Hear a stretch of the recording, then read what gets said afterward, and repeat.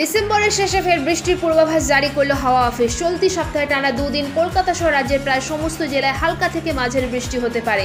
দক্ষিণবঙ্গের পাশাপাশি উত্তরবঙ্গের জেলাগুলিতেও বৃষ্টির সম্ভাবনা রয়েছে। অন্যদিকে চলতি সপ্তাহে ফের তাপমাত্রা খানিকটা বাড়তে পারে। এর ফলে জাকিয়ে শীতের আমেজ কিছুটা ফিকে হবে। সাগরে তৈরি হওয়া নিম্নচাপটি বর্তমানে দক্ষিণ পশ্চিম বঙ্গোপসাগরে অবস্থান করছে। নিম্নচাপের সঙ্গে যুক্ত ঘূর্ণাবর্তটি সমুদ্রপৃষ্ঠ থেকে 5.8 কিলোমিটার উচ্চতায় অবস্থান করছে।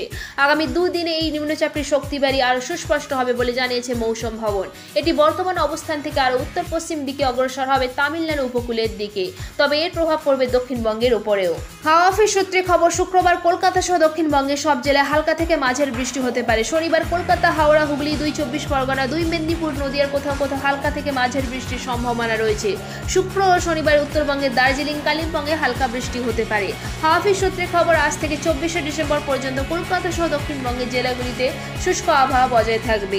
আজ থেকে 24 ডিসেম্বর পর্যন্ত উত্তরবঙ্গের জেলাগুলিতেও শুষ্ক আবহাওয়া বজায় থাকবে। হাওয়া অফিস সূত্রে খবর, আবহাওয়া দপ্তর জানিয়েছে আগামী দুদিন গাঙ্গেয় পশ্চিমবঙ্গের জেলাগুলিতে সর্বনিম্ন তাপমাত্রা 2 থেকে 3 ডিগ্রি পর্যন্ত বাড়তে পারে। আগামী দুদিনে উত্তরবঙ্গের জেলাগুলিতেও সর্বনিম্ন তাপমাত্রা 2 থেকে 3 ডিগ্রি বাড়তে পারে।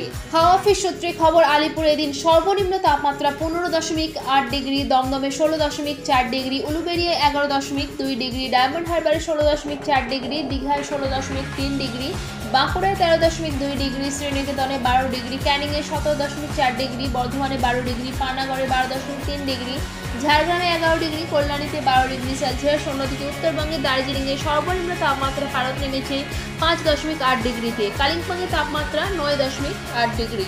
অন্যদিকে উত্তরবঙ্গের দার্জিলিংয়ে সর্বনিম্ন তাপমাত্রার পারদ নেমেছে 5.8 ডিগ্রিতে, কালিম্পংয়ে তাপমাত্রা 9.8 ডিগ্রি।